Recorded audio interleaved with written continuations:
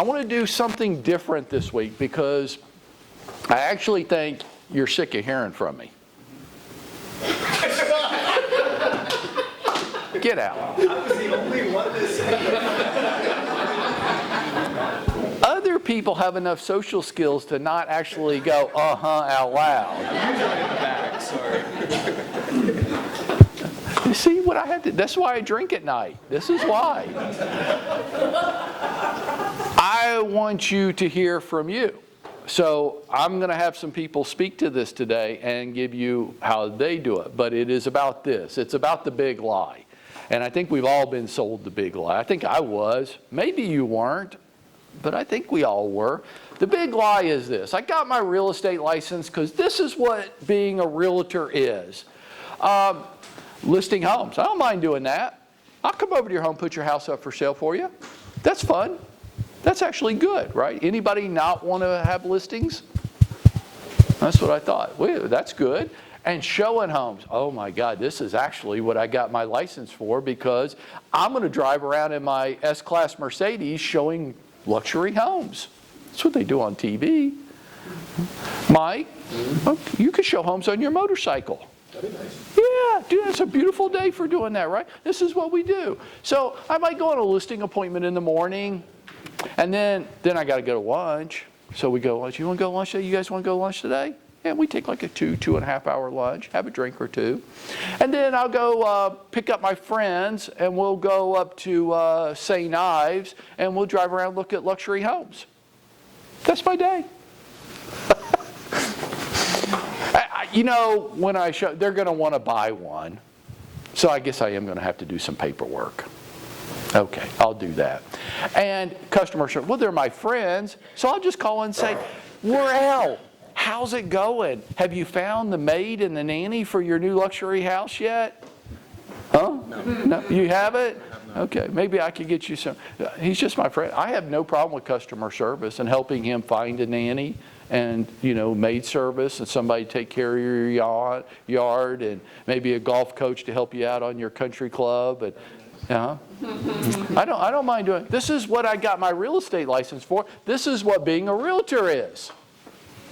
Casey, is that what being a realtor is? I'm waiting for this day. Has anybody had a day like this? One? Come on, somebody's had one day where in the morning you went out and put a really nice house up for sale, went to lunch with your friends, then went out and showed luxury homes in the afternoon. When my production level was a lot lower, yeah. This just is not what it turned out to be. I was sold a bill of goods. And they don't tell you this in pre-license because you can get up and walk out.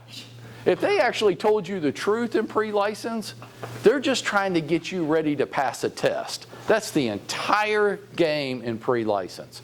If they tell you the truth, you'd leave and they can't get paid. So they don't tell you the truth. They're just trying to get you ready to pass a test. So they do, and you pass the test. And you're like, okay, let's go make some money. And that's what going to make some money looks like. That's what I thought I was getting into. This is what it turns out to be. And this is on a chart in front of you, and this is what I want to talk to you about. Now, I'm not going to talk to you. Other folks here are going to talk to you about it. I thought I had to do like 3 or 4 things every day. And it wasn't going to take very long. This was going to be like a part-time gig. I could drop the kids off at school, dabble in real estate a little bit, and be home when they got home from school. And when they're out on fall break, winter break, Christmas break, spring break, pre-summer break, summer break, pre-fall break, teachers' work days, then we'll just plan to go on trips because I work the school calendar. And this is real life for a lot of us. I'm working the school calendar. I go to work after I drop the kids off. I got to be home when they're home, and I'm going to sell a lot of real estate. No. Why? All these things I've got to get done every day.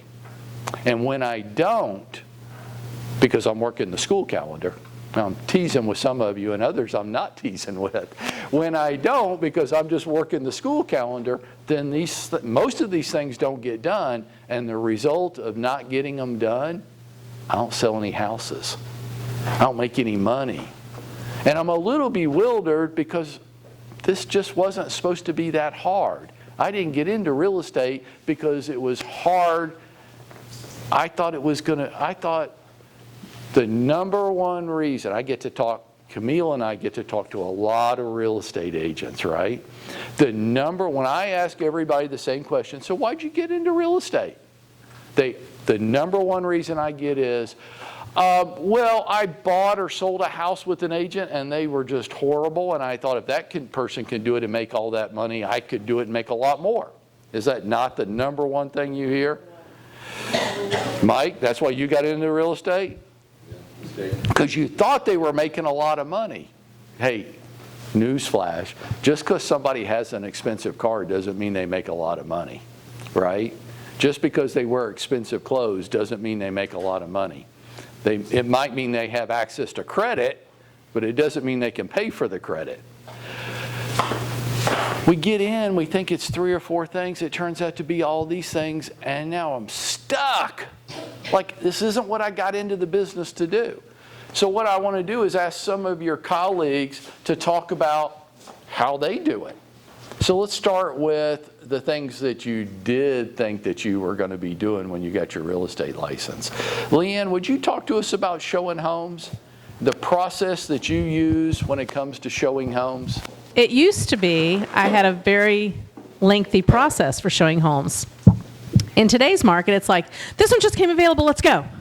So you all know how that goes. However, that's really not the way to do it. The process really starts before you even walk into a house. It's really sitting down with the buyer and figuring out what their wants, needs, and desires are and why. So we take the time to sit down before we even go to a house, and we have a buyer questionnaire that's written out, and we basically interview the buyer. So once that's done, then and everybody loves to look online, we know that. So we ask them to send us what they've looked at, we send them what we've looked at, and we come up with a schedule. Once we have the schedule, I'll tell you we don't do a ton of research into each home or neighborhood, because that to us is wasted time, because we're not going to know if they like the house or not. So why spend the time to really research each house in each neighborhood until we find out if they like it? Ultimately, we'd love for our buyers to do drive-bys before we show them, because you get there and they love the house, but they hate the neighbors. So sometimes, in a perfect world, we'd love for them to do their own drive-bys first. That doesn't always work. But we do have a process once we actually get to the house, and that is we try to get there a little bit early. This is very minutia, but we don't park in the driveway or right in front of the house, because we want them to have the big picture when they get there. So we kind of park a little bit away. We go in, we try to turn all the lights on. And then if there's a specific feature of the house that we think they're going to like the best, we take them there first. So it's actually making a schedule and doing it through showing time, so you have blocks of time for each house. You also take into account drive time, so you're not late, you're not early, you're trying to be, within 15 minutes-ish. And then we prepare a binder. If we're seeing more than, I'd say, 2 or 3 houses, we prepare a binder. And it'll have the listing, it'll have the 12 photos, and then we do showing notes. And we put it in a binder with their name and everything on the front, the date, and bring a pen, and so that they can make their own notes. We have found that sometimes people don't, but we always remind them, don't go by address only. Make it like an HGTV house, so you'll remember, oh, this is the house with the murder room. So, so then after that, they go home to marinate, and they'll remember what each house is like. That's awesome. That's my overview. I hope you guys will take the opportunity, expectation-wise, not that everything that everybody says today is like, you've got to implement. Listen for the idea that you can steal and adopt and make yours. Okay? Sphere of influence. I held this one for me because I love this one. So One of the questions I ask everybody is, so who is going to buy and sell homes with you this year? And guess what everybody says? Sphere. Oh, my sphere of influence. My friends and family. I'm like, probably, I mean, they might, but like how many transactions do you think that is every year? Oh, a lot. I know a lot of people. And I was told I should get into real estate because I'm so cute and charming and everybody loves me. And here's the simple truth. You don't know enough people who are going to move this year to make a living off of it. And everybody that you know that is going to move this year isn't going to use you. Like, just go ahead and get used to that. Everybody in the room at some point in your career is going to come into my office and go, I can't believe it. I thought they were my friend. I'm like, what's up? Well, they listed their house with somebody else. I just don't think we can be friends anymore. I'm like, yes, you can. No, I thought we were friends and they didn't list their house with me. Hey, they might know another agent that they have a deeper relationship with. They might actually like you and consider you a friend, but this other person, they've been best friends since 3rd grade. That relationship just trumped their relationship with you. Or they might be selling their house for a reason that they don't want people really close to them to get too much information about. That happens a lot. Hey, Casey, we're just too close. I don't want you in my business, so I'm going to list my house with Mike. I barely know him. And you know my favorite story, like you can't make this up. My favorite story is the top Century 21 agent in the South, and your aunt and uncle listed their $2 million house with you? No. No. And the agent that they did hire, how many houses had they sold in the last year? Like 6. And Bob is pissed. Did they even talk to you about it before they did it? How did you find out? My mom called me and said there's a for sale sign in front of their house. Your mommy called you.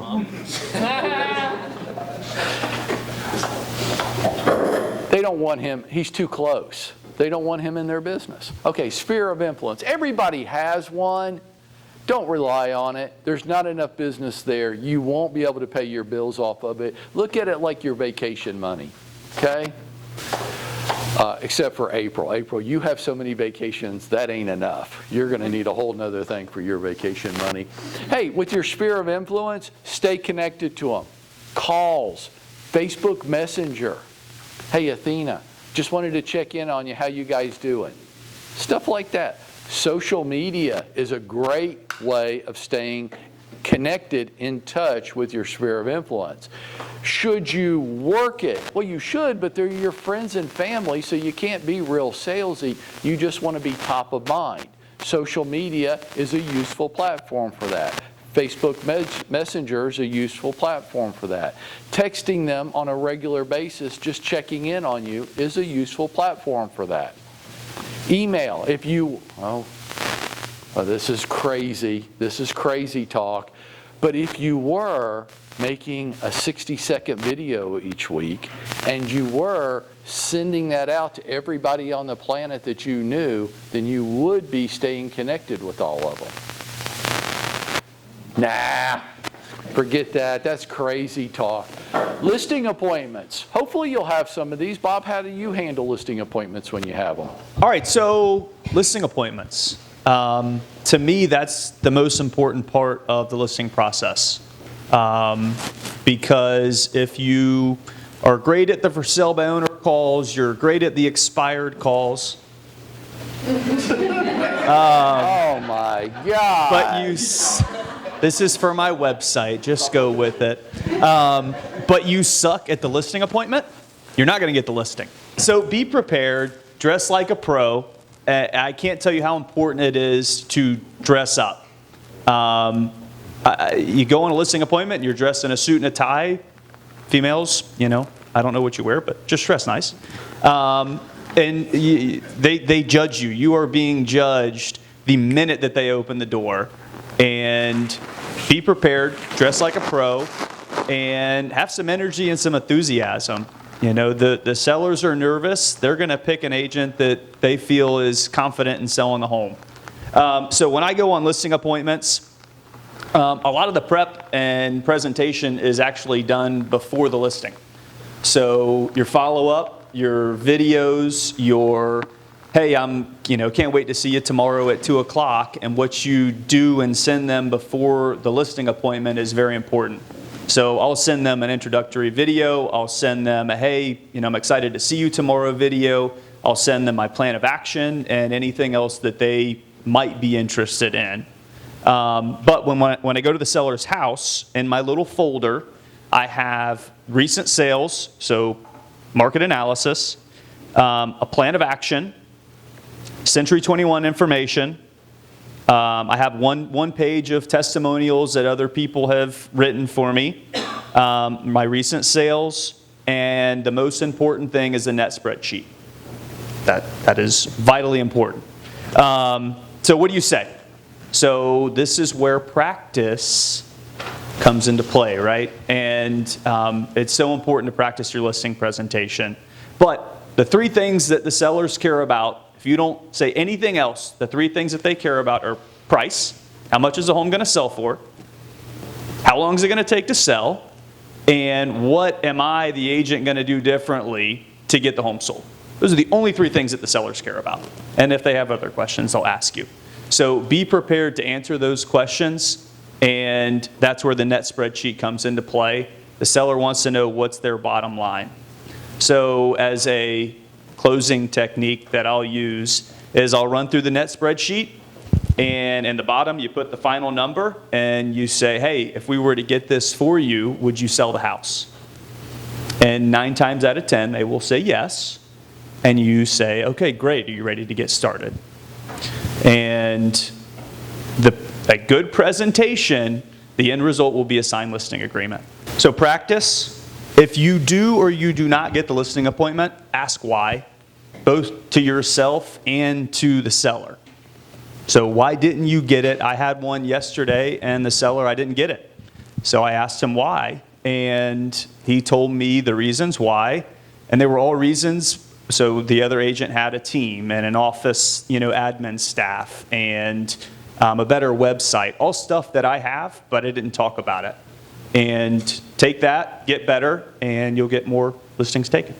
So you lost a listing for stuff that you did have, but you didn't address it. Didn't address it.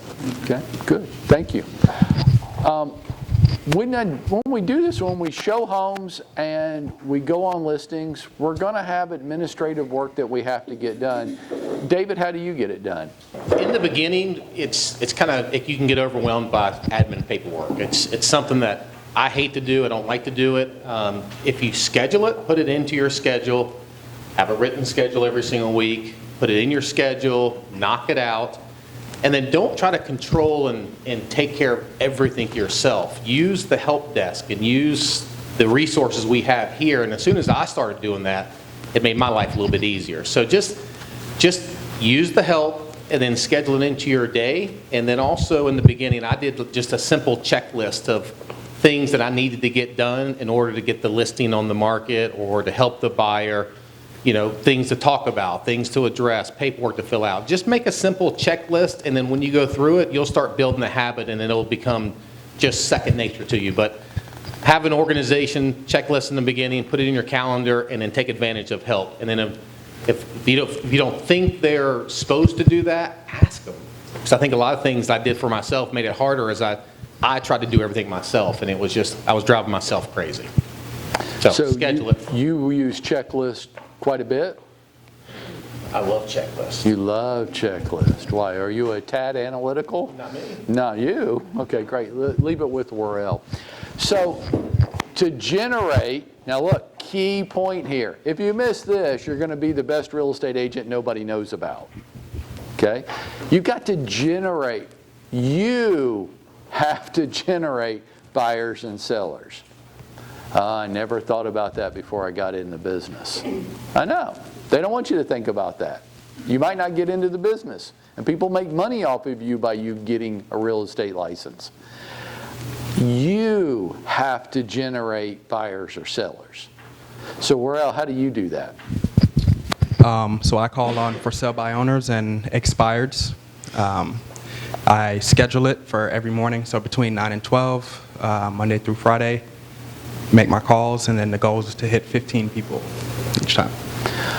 Okay, so I'm going to ask you to project a little bit more so they can hear you in the back, but so should everybody in the room call for sale by owners and expired listings? I don't think so. I'm trying to figure out what works for me, so I try a bunch of different things. The reason why I do for sale by owners and expired calls, because I can put numbers on it. So I can see how many calls it takes me to get an appointment, and then how many appointments it takes me to get to a listing. You love that, don't you? I don't love it. Okay, so look, that's his target audience. That's his target audience and his target audience. Well, because it works so well for them, shouldn't you do it? No. You should do what you do. For some of you, doing that would be a huge wasted opportunity. Selena, you should not do that. Why? Because it doesn't fit me, it doesn't fit who I am. That's right. She's really good in front of people. So what do you do? For reaching out to people. Marketing. For marketing. How do you promote yourself? I do a lot of videos. I do. I love calling on people that didn't know they were going to be called on. It's so much fun for me. So I do a lot of videos. I do a lot of business-to-business networking, and I encourage other business owners, even in the same industry, to come. So it makes me look nicer because I'm the realtor inviting other realtors to these networking events, right? And I'm just nice to people. Okay, so Selena's target audience is kind of a networking strategy. Why? Because Selena is bright and pretty and has a really nice, fun, bubbly personality and does really well with people, and Bob has no personality at all. So Bob cold calls people. Selena meets them face to face. They're playing to their individual strengths. You should too. And if you're not sure what that is, then come sit and talk to me and we'll figure it out. We will. But you gotta know this. Education's another slice of the pie, and I wanted to address this one myself because some of us are becoming professional students, and that's not what your job is. Now, we have to get a certain amount of CE credits every period of time. Be careful you're not becoming a full-time student, and that's a form of call avoidance. You're filling up the day so you can go home and say, oh, I worked so hard. I worked so, Jessica, I just worked. Where's my wife? Jane, I'm so tired. You can't believe how hard I worked today. Meanwhile, all I really did was sit in a room and listen to other people talk to me. Selena, I want to come back to you because this is what she thought she was going to be talking about. When you attend your networking events and you go weave your magic spell on all these people, what happens then? So on follow-up, what I'm doing is the day after I meet somebody, kind of depends on their personality. I've custom tailored it according to each individual person because I can pick up on how people operate within the first couple of minutes of talking to people. And I could kind of pick up on, okay, are they more of a text person? Are they more of a social media type person? Are they more of a pick up the phone call? Or are they going to be very welcoming and open to a text video that I'm like, hey, it's me, we met yesterday, so glad to meet you, I want to hear more about your business. Then from there, I will, if they don't answer me through the phone of some sort, then I reach out on social media and try to find them on social media and connect to all of their pages that I can find. If they haven't responded to either my text or my phone call or anything like that, then I'll reach out on social media and try to find them there, because you're going to get that red bubble on your phone somewhere from me. And so let me ask you a question. Sure. How important is follow-up in what you do? It's extremely important. Extremely important. I've picked up on who is actually interested in me and my business by the way that when I hand them my business card, if they look at it or not. If they don't look at it and put it in their back pocket, okay, this is probably going to be somebody that's going to be a little bit harder to get to, but I just put on my Selena charm and they like me anyway. If they look at it, then I know that they're actually interested in maybe putting my name, if I don't have my name tag on for some reason, looking at my name is like, okay, that's that girl, that hashtag real estate gal person, and her actual name is Selena. So, and it's not necessarily what you do in your follow-up, because you're going to custom tailor it according to who you are and what you're good at. It's how you do it for each person that you meet. Good, thank you. And Selena, what Selena and I talk about all the time, and I would say the same thing to everybody, is if you don't have the best, most robust, unique, and creative follow-up campaign in Atlanta, you're wasting your time. You might as well just stay home. And that's true for all of you. Whatever your thing is, and whoever your people are, it's all, hear me, it's all in the follow-up. It's not the thing you go to this afternoon and the people you meet and the business cards you collect. It's not that. It's what you do after that. Industry activities, I'm going to touch on this real lightly and real quickly. Mostly a bunch of crap. Okay? Call avoidance, filling up days. You do not need to be where a whole bunch of other real estate agents are. You do not need to go to Real Estate Connections and network with 400 real estate agents. If you want to go to GAR's conference at the beach, don't fool yourself into thinking you're doing something for professional development. You just went to the beach for a week and you got a little write-off in the process.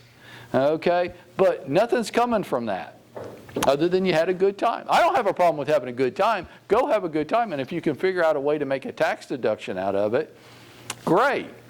Industry activities, I went to Lake Tahoe 2 years ago. Last year didn't really exist, right? We have to skip a year now. That was a good trip, wasn't it, Jane? Yeah, it was fun. We really enjoyed Lake Tahoe. Did I get anything out of it? No, it was just a fun trip that I got to write off. Don't fool yourself on this. Rip, talk to us about videos. Where do you get your content from? Where do you find time to do this? What's going on with that? Because I want to, but I don't have the time and I can't think of anything. So videos, for me, one thing I do is I keep my notes open on my phone. So when I see things or hear things that spark ideas, I do just a quick talk to text of just different weird random ideas. Plus I schedule it. I try to knock them out Monday. I try to shoot 3 to 4 on Monday. Just take the morning, so then I'm done with them and just can post them throughout. Also get a lot of stuff from Google. If I'm talking about, hey, this is a unique opportunity, it's dumb not to, I'll look up your mama's so dumb jokes and I'll just kind of reword those that fit my video. And then also just, any kind of real estate newsletters. I told Greg a lot of his updates. I'll take that information and just kind of put my own twist on them and put them up. And really the motivation was you had, I can't remember her name, top agent in Canada, do a Zoom with us. And one of the things she had said is you want to try and establish yourself as a local celebrity. Meaning just, not that you're a big deal, but just that people recognize you. And so I've probably had at least half dozen times I've been out at a restaurant with my family and somebody has approached me and been like, hey, aren't you Rip the Realtor? I know this is really weird. And it's just been people that I had no idea who they were. They've just seen some of my videos. That's great. Where do you come up with your content? Where do you get ideas? Because you do some funny, wacky stuff from time to time. Where does your inspiration come from on those? Yeah, just like I said, just having the notes open on my phone. If I see different things, Greg's emails, NAR's emails, real estate updates, and then Google's my best friend. I'll just look up what are buyers wanting to know, what are what are home selling tips, and then I'll just put my own spin, or sometimes even see other social media videos that have nothing to do with real estate, but I think, oh, if I put a twist on that, that'll make a good idea for a video for real estate. How you find the time? I mean, you're well over $6 million a year in your first year of real estate. Where do you find time to do that? Because you got little kids at home, you got a wife, Yep. you're a little wacky. Where do you find time to do all this stuff? Yeah, just scheduling, and, as everybody knows, your schedule, you don't nail it every day, but I put it on my schedule every week, and then I'll try to incorporate my family as well, just because they're way cuter than me, and I usually get more response, believe it or not. I know it's tough to believe, but putting my wife and my kids in my videos, even talking about real estate, because they don't know anything about real estate, so people think their ignorance of real estate is really cute. So I'll do that as well. Good, thank you. I want to come to Manuela up here, Nicole, real quickly on, again, on networking, but as we're doing the microphone, Bob, would you stand up for just a second? Okay, now, which one of these people should focus on networking? Manuela, yes. Thank you, Bob. Appreciate it. You're not supposed to. It's okay. You can sit down now.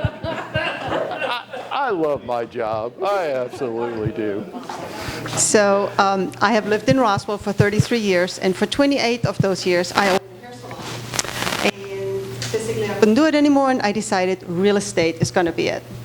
And I had this fabulous amount of names, numbers, and email addresses. I'm like, I got this. First year, I'm going to be one of the top agents in Century 21, and I'm just going to rock this joint. Wrong.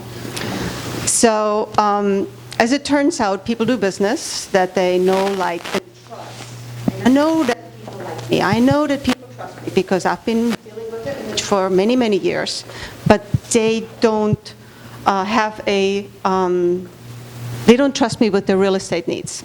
So I decide, actually, Mike helped me decide that I needed to join every opportunity to network and not only know people and like people and trust people, but form a relationship with these people.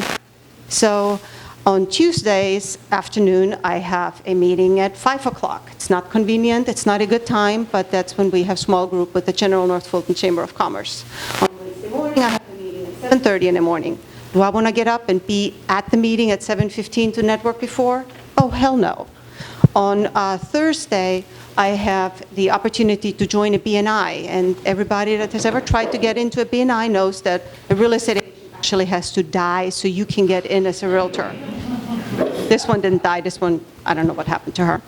And on Friday, I actually have 2 network meetings, and it cuts into my day. It's not convenient, but I think the schedule is my friend. And Google is my new schedule, and it's working for me. So my deal is I need to get into in front of as many people as possible, because if you ever heard me on the telephone, you might start crying. So I'm much better in person, much better talking to people than I am talking to people on the telephone. So I try to have at least 2, but hopefully more in the neighborhood of 5 one-on-ones, and I like to get to know them. I ask them about themselves, about their children, about their work, about their car, about where they live, about everything. And I try not to talk about myself. Turns out that's really hard to do because it hurts your feelings when you don't get to share anything about yourself. But anyway, that is what I do because I am in the business of getting to know people, getting to like people, getting to trust people, and forming a relationship. You said people don't trust you. Why? Well, they know me as a hairdresser. They don't know me as Manuela the realtor yet, but I'm working on it. That's right. That's her job. So many of us that come from other careers, you taught people how to think about you. Now you have to reteach them how to think about you. You've got to get them to start thinking of you as a credible real estate professional. And maybe they haven't. Maybe they think of you as the person they see in the line at the school drop-off, or at the ball games, or as a hairdresser, or these things. Your job now becomes all those people, you got to get them reconditioned. Joe Beth, for decades, thousands and thousands and thousands of people knew you as their daughter's coach. And now you've got to get them to think of you as a credible real estate professional. That's a challenge. One of the ways that you can do that is with social media. And watch how I just smoothly dovetail this right over to Casey. Casey, you are a social media guru. Oh, I don't think so, but with any accolades you decide to give me. Okay, good. I'll take them back later. How do you get this done? Like, how do you find the time to do this, and where do you get your content from? So, like to Manuela's point, having a schedule is paramount. Scheduling the time, dedicating a specific amount of time during my day towards social media keeps me on track and keeps it from taking over the rest of my life, which it absolutely will. You could do that all day and just like get really into it. Yeah, and that's a trap. You can do it, and then you'll realize that you're missing opportunities because your faces can be planted either into Facebook, Instagram, TikTok, LinkedIn. These are all social media platforms that I am on because I'm trying to stay in flow with my audience, and I have to meet them where they are at. Oh, I hope you heard it. If you missed it, you just missed everything. You might as well have stayed in bed this morning. He just, say that again. I have to stay in flow with the people that I know, and I have to go to where they are at on social media, whether it's TikTok, Instagram, Facebook, LinkedIn, and now YouTube is really super important because YouTube's owned by Google. He's meeting them where they're at, not expecting them to come to him. Where do you get the content from? Like, what would you say to me if I said, well, I would, I just can't think of anything?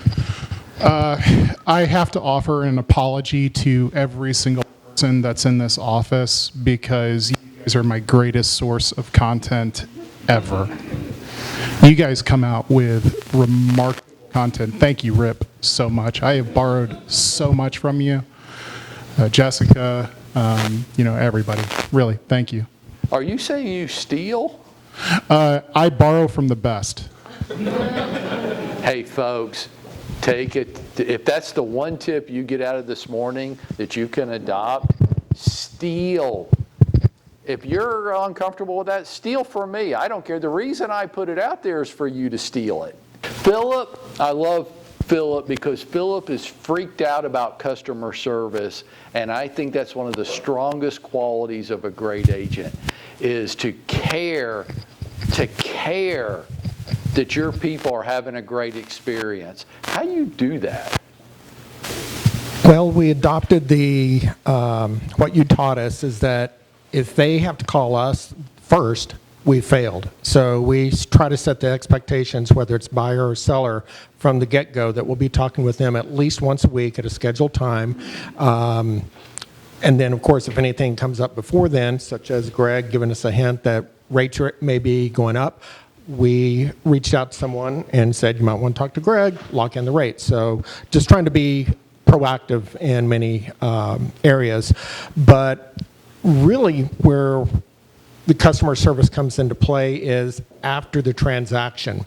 So after the transaction is a huge opportunity for touch points throughout the year. It starts on, if it's a buyer, ordering pizza for them to have when they're moving in. We use an app or a website or whatever it is that you pay for called Coach Accountable. And the day of the transaction or shortly thereafter, I will schedule out for the year a week after closing, 2 weeks after closing, a month, 2 months, 4 months, 6 months, 9 months, and then a year and annually after that. So just all throughout that period of time, I'm touching base, seeing how things are going. Can we be of service? What's going on with that warranty issue? So on and so forth. Then we also use the old-fashioned paper wall calendar to put in birthdays of people and just touching sending birthday cards throughout the year for their kids as well.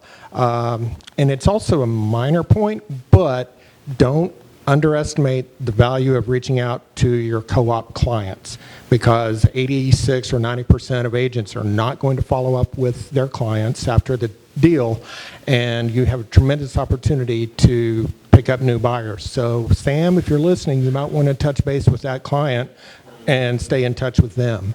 So really, our philosophy is if they call us first, we failed. So we don't like to fail. That's awesome.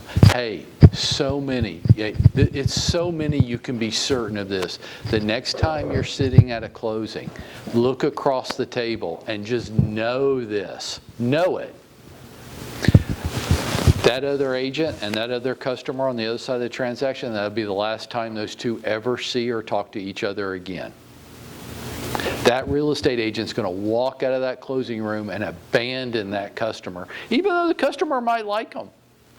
As an industry, overwhelmingly, that's what we do. And it's such a shame. They already know you. In most cases, they like you. If they don't like you today, they'll get over it. And the quickest way to get them over it is to call them the next day and say, Lanier, ring, ring. Hello. Hey, Lanier, it's Mike. I just wanted to call and check on you and see how your move's going. Is it going smoothly? As good as something like moving can go. Yeah, running into any problems? No, nothing big. If you do run into a problem, would you give me a holler? I might be able to help.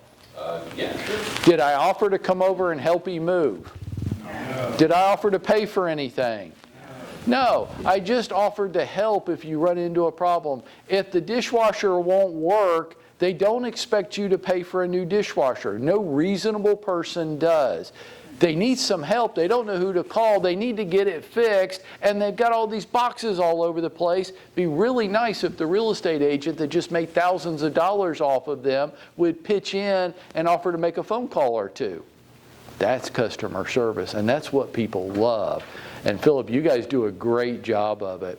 But you got to remember to do it. You're not going to wake up every day and go, oh, that person I sold a house to 3 months ago, I ought to check in with them.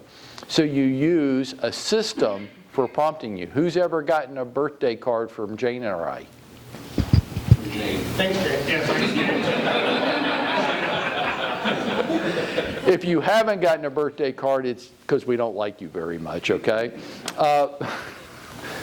That sounded really funny to me, but okay. We got a system. Well, Mike, it's not in your handwriting. You just sign them. I know, but I'm not in search of perfect. Would you rather get that or not get anything at all? Okay, so it would be better if I sat down and wrote each of you a personal note in the birthday card, but I'm not going to do that. So you'll get the note from Jane and I'll sign it, okay? And that's not perfect, but for right now, it's the best I can do, and I'm trying to get better. And you should do that too. Some of you have free labor running around your house. The little people, little mini-me's, put them to work. If you've got a 14-year-old girl in your house, she wants to make money, but nobody will give her a job. Put her to work. Have her write little notes for you. Send them out. Have her keep up with everybody's birthdays and anniversaries. And you want to make an impact in my house? Send my dog a birthday card, and I think you're a good salesperson. We got to get all this stuff done. And if we don't, we're not going to sell homes. Because we're going to be good real estate agents, but nobody knows about us. We got to get all this stuff done every day. And that's why I say crazy things to you like, get up early, get dressed, look like a pro, come to work, experience the synergy of other people trying to do the same thing that you're trying to do, and steal their ideas from them. Listen to them on the phone talking to people. The stuff that doesn't sound very good, make sure you're not saying stuff like that. And little phrases over 34 years that I've collected of, oh, that sounded good. I'm going to rip that off. Now it's mine. And I'll tell you, I'm going to steal that from you. If I haven't said that to you, it's because you don't say very clever things. Okay, I want to finish with this. Some of you have seen this before. Watch it again. Most of you have not seen it before, and this is what's getting in your way. Now, I call this ego but you're judging yourself every day, and most of you are judging yourself really harshly and negatively. And I want you to cut that out, okay? Because it is keeping you from taking action. I call it your ego. You call it whatever you want, but let's finish with this. I'm not taking action. I'm not making my calls. I feel uncomfortable making videos. I don't reach out to people. I feel uncomfortable. I feel scared. You don't. You don't. You're giving yourself such a hard time. It's not the other people that you're scared of. You're scared of you. Go fix that. Okay? Just like these ladies. They're so hard on themselves, but the drawing that other people described is totally different. It's the key to taking action. Okay? Getting over that hypercriticalness of myself is keeping me from taking action, is keeping me from doing the things that I say are important. Go make it happen for yourself. You ready?